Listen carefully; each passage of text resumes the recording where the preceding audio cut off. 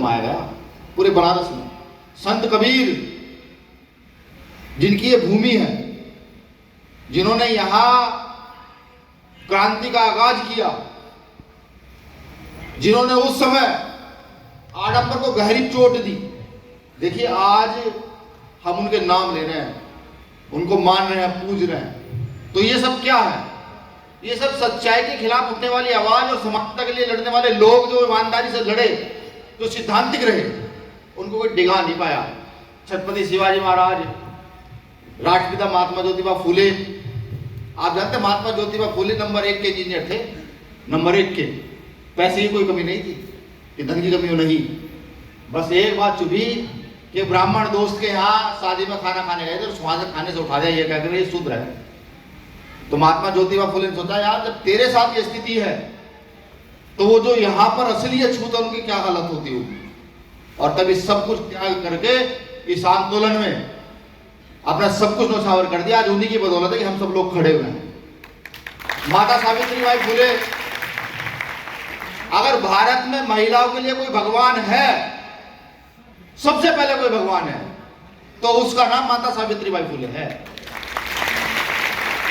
माता फातिमा शेख, जब माता सावित्रीबाई फुले को कोई पढ़ाने के लिए जगह नहीं दे रहा था कि वो विनय तन जैसे, पीके सागर जैसे, कमलेश सचान जैसे, निखिल राव जैसे, हम जैसे जितने बच्चे हैं कि इनको पढ़ा सके, तो उस समय माता फातिमा शेख ने जगह दी और कहा मैं रहूंगी तेरे साथ, तू चिंता मत कर। और दोनों ने मिलकर के महिला शिक्षा पर, अछूत शिक्षा पर सबसे बड़ा काम किया।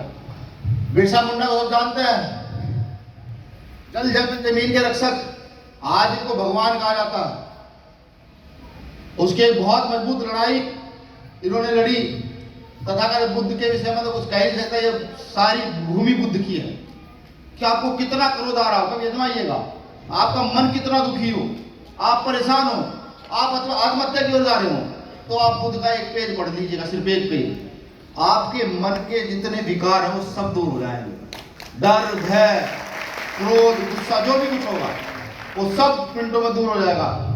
चक्रवर्ती सम्राट अशोक, जिनका राज सम्राट अशोक के वंशजों को दोबारा इस भारत में स्थापित करना है। पेरियार रामास्वामी नायकर, कल जयंती थी शायद पेरियार साहब की ना, 17 को जयंती थी, 17 को मुझे याद था, लेकिन कारण से मोदी जी के आशीर्वाद से मेरी परमिशन यहाँ की कैंसिल हुई। छत्रपति शिवाजी महाराज आरक्षण के तरफ, नारायण गुरु आडंबर के खिलाफ एक मजबूत लड़ाई लड़ने वाले, संत गाड़गे महाराज आडंबर पर लगातार चोट देने वाले, बाबू जगदेव प्रसाद कुशवाहा, बाबू रामस्वरूप वर्मा, शहीद आजम भगत सिंह। एक लंबी लाइन है, बड़ी लंबी लाइन है इन लोगों की। पता नहीं इनको क्यों पूछता है कि उनके फोटो उठाए फिरते हैं। इसलिए नहीं कि इन्होंने सिर्फ काम किया, काम तो बहुत सारे लोगों ने किया, इसलिए कि इन्होंने अपने कभी सिद्धांतों से जीवन में समझौता नहीं किया। मुझे पक्का तो पता नहीं, लेकिन ये कहता है कि बाबू जगदेव प्रसाद कुशवाहा को गोली लगी नहीं थी, गोली मरवाई गई थी। जब उन्होंने कहा कि 100 में 90 शोषित है, शोषितों ने ललकारा है, 100 में 90 शोषित है, शोषितों ने ललकारा है, भारत की जल जंगल जमीन में 90 भाग हमारा है। ये बाबू जगदेव प्रसाद कुशवाहा कहता है। बैठ जाइए। शुक्रिया आप सभी का, मेरा इतना मान करने के लिए। कोई शेर पूर्वांचल, पता नहीं किस किस उपाधियों से मुझे नवाजा गया, हालांकि ये उपाधियां मुझे लगता है बेकार, इनका कोई फायदा नहीं है, कोई लाभ नहीं है। क्योंकि जब तक हम जैसे लोग समाज में काम कर रहे हैं, जब तक बेटियों की रक्षा न कर पाए, जब तक शोषित वंचित वर्ग को अधिकार न दिला पाए, तो काहे के शेर हुए? फिर तो गधे घोड़ों से भी बेकार ही है। भी तो ये मजाक की बात नहीं है, हकीकत है। अब मैंने कहा कि मैं सच में जीता हूं। अब मेरे साथी मुझे पूरा प्रफुल्लित करते थे, सारी मालाएं 1000 की मालाएं खराब कर दी, पगड़ियां पहनाई, खूब वो किया, ये वो। इन चीजों से मैं बहलने वाला नहीं हूं, नहीं। जैसे महिला नहीं होती, महिला जब एक बच्चा जवान होता है, 20-22 साल की उम्र में जाता है, तो किसी महिला को देखकर उसको खुश करने के लिए सारे काम करता है, और अंततः महिला खुश भी हो जाती है। ये समझ लीजिएगा, इसको गलत पॉइंट को मत लीजिएगा। मैं कहना क्या चाहता हूं, मेरा तात्पर्य क्या है कहने का। तो मैं जो हूं, मैं आपकी मालाओं से, आपके जयकारों से, आपके इस मंच सजाने से, आपकी खूब बड़ी रैली करने से खुश होने वाला नहीं। क्यों? मुझे पता है इससे बड़ी बड़ी रैलियां मेरे महापुरुषों ने की हैं। बाबा साहब अम्बेडकर, महात्मा ज्योतिबा फुले, साहब काशीराम, इतनी बड़ी बड़ी रैलियां कर दी हैं, लेकिन लाभ क्या हुआ? लाभ जानना चाहते हैं, लाभ क्या हुआ? बाबा साहब अम्बेडकर 21वें संविधान देकर गए, संविधान देकर गए और बताकर गए कि जब भी शोषित वंचित वर्ग जागेगा तो संविधान के जरिए अपने अधिकार मांगेगा। लेकिन अफसोस ऐसा नहीं हुआ। क्यों?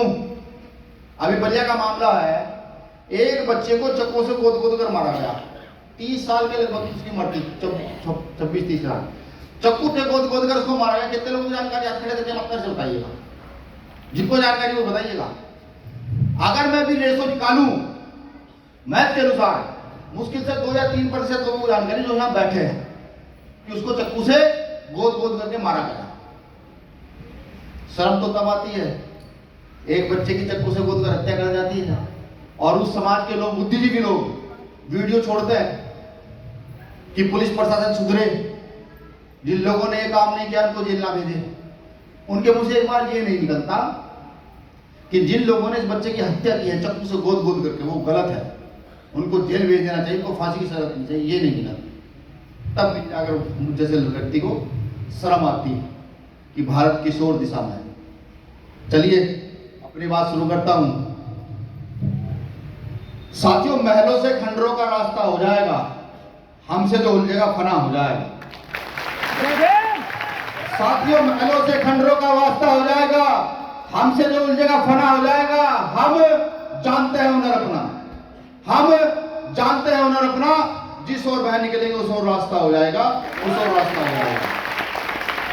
बहुजन महापुरुषों के चरणों में नमन करते हुए आज के इस क्रांतिकारी मंच को सलूट और इनकलाबी जय भीम पेश करते हुए, आप सभी का आभार व्यक्त करते हुए, आज जब शोषण की प्रकाष्ठा भारत के अंदर नंबर 1 पर है, आज जब भारत के जर्रे जर्रे को बेचा जा रहा है, आज जब भारत की समस्याओं पर बात नहीं हो रही है, आज जब हत्याएं, बलात्कार चरम सीमा पर है, आज जब दलितों को मूंछ रखने पर काट दिया जाता है, मार दिया जाता है, आज जब बेटियों को अच्छे कपड़े पहनने पर मार दिया जाता है, ऐसे समय पर भीम आर्मी का कार्यकर्ता पूरी मजबूती से लड़ रहा है। तो प्रत्येक कार्यकर्ता को सलूट और क्रांतिकारी जय भीम करता है।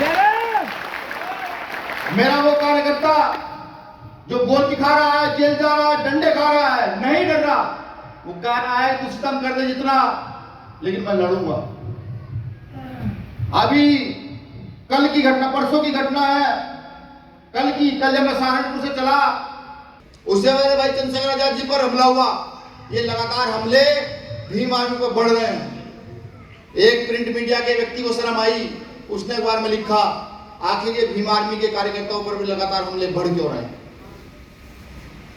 समझने का प्रयास कीजिए, आप लड़ाई जीतने के नजदीक हैं, बहुत नजदीक है।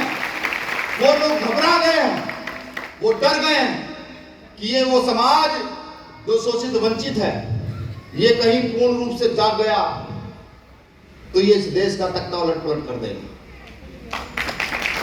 साहब काशीराम कहते थे, जिसकी जितनी संख्या भारी उसकी उतनी हिस्सेदारी। मैं ये कहता हूं, जिसकी जितनी संख्या भारी उसकी उतनी जिम्मेदारी। ये ताली बजाने का विषय नहीं। आप देखिए, देश को लगातार बेचा गया। मैं लेकर चलता हूं आपको उस समय जब इस देश में अंग्रेज आए। पढ़िएगा, गूगल सर्च मारिएगा, इस देश में अंग्रेज कैसे आए। इस देश में अंग्रेज तब आए थे, राज करने नहीं आए थे। इस देश में अंग्रेज व्यापार करने आए थे, और व्यापार के चक्कर में इन्होंने इस पूरे देश को गुलाम बनाया, अपनी ठोकरों के नीचे रखा। आपको नहीं लगता वो स्थिति आज भी है? रेलवे बेच दिया, एयरलाइंस बेच दिया, बीएसएनएल बेच दिया, स्कूल बेच दिए, एक चीज बिकने बगैर रह रही है, फोर्स। उसका भी इन्होंने बाजारीकरण कर अग्निवीर है ना उसका नाम, अग्निवीर इन्होंने लागू किया, बाजारीकरण करके फोर्स का। अब सोचिए जिस देश की फोर्स का बाजारीकरण कर दिया गया हो, क्या वो देश सुरक्षित है? क्या वो देश आगे सोने की चिड़िया बन सकता है? ये देश एक समय पर सोने की चिड़िया रहा, सम्राट अशोक के समय पर ये सोने की चिड़िया रहा, उसके बाद नहीं। लेकिन अफसोस, इस देश का युवा जिसको भगत सिंह को पढ़ करके क्रांति का आगाज करना चाहिए था, जिसको बाबा साहब अम्बेडकर को पढ़ करके शोषण के विरुद्ध मजबूत लड़ाई लड़नी चाहिए थी, उस आज के युवा ने यहाँ के गोवलकर और सावरकर को पढ़ा और वो गुलामी की जंजीरों में फिर चला गया। सावरकर वही सावरकर, वो आरएसएस का दल्ला सावरकर, जिसने अपने समय पर जेल जाने, जब जेल चला गया तो अंग्रेज में लिखित माफी मांगता है कि मुझे छोड़ दीजिए, मुझसे गलती हो गई, मैं तुम्हारी गुलामी करूंगा। और ये बात विनय रतन नहीं कहता, ये बात ये भीम आर्मी का कार्यकर्ता नहीं कहता है, ये बात कहता है गूगल। जब आप सावरकर के माफीनामे लिखेंगे तो उसके सारे पत्र दिख कर आएंगे और उसमें लिखा आपको दिख जाएगा। आज तो युवा उस ओर चला गया। मैं तो शुक्रगुजार हूं काशीराम साहब का कि उन्होंने फूले साहब अम्बेडकर के आंदोलन को जिंदा रखा, और जिंदा रखने के बाद ना जैसे हम जैसे कितने करोड़ों हजारों युवाओं ने इस आंदोलन को अपने खून से सींचने का काम किया। बारी समाज की है। मैंने जैसे कहा था कि सच्चाई से रूबरू कराऊंगा, पूरी लगेगी।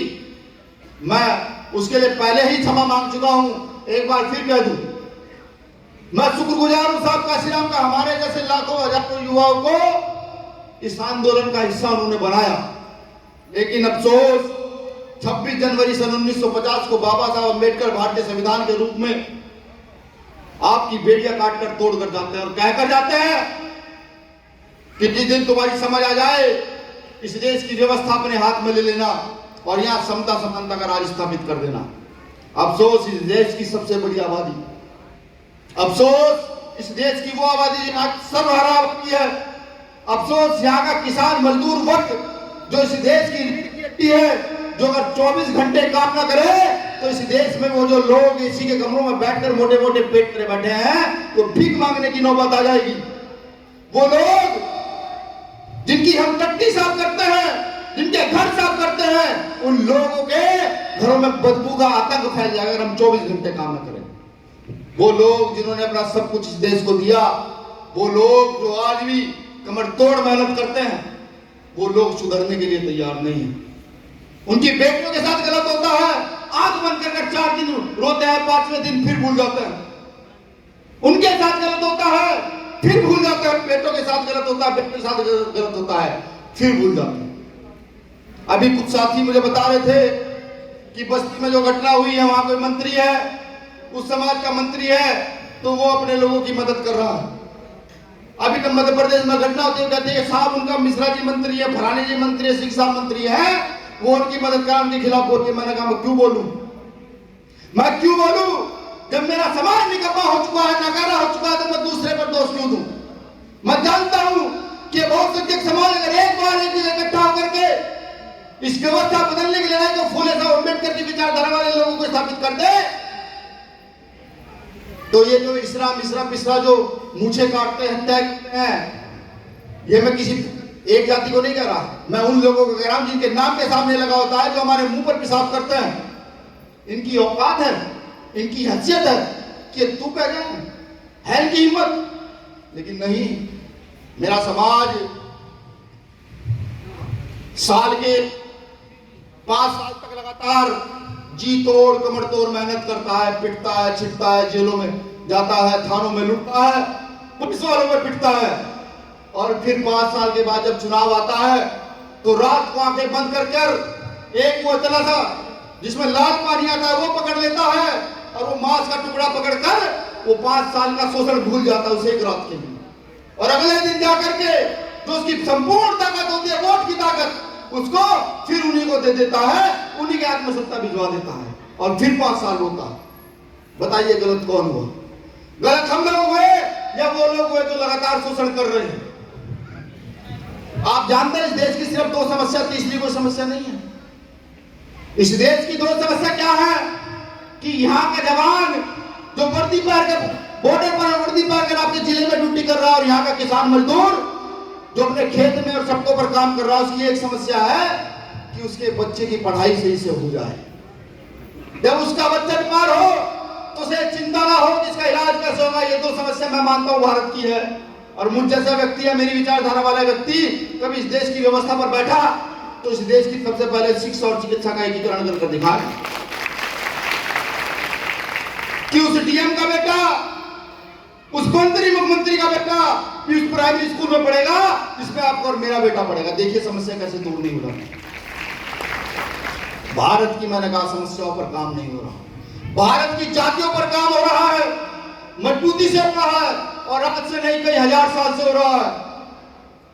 लेकिन यहाँ की शोषित वंचित जातियां जिनका यहाँ राज रहा, अगर मैं गिनती शुरू करूं तो 2-3 घंटे मुझे उन्हें भूलने में लग जाएंगे। इतनी सारी जातियां हैं, वो जातियां सोई पड़ी।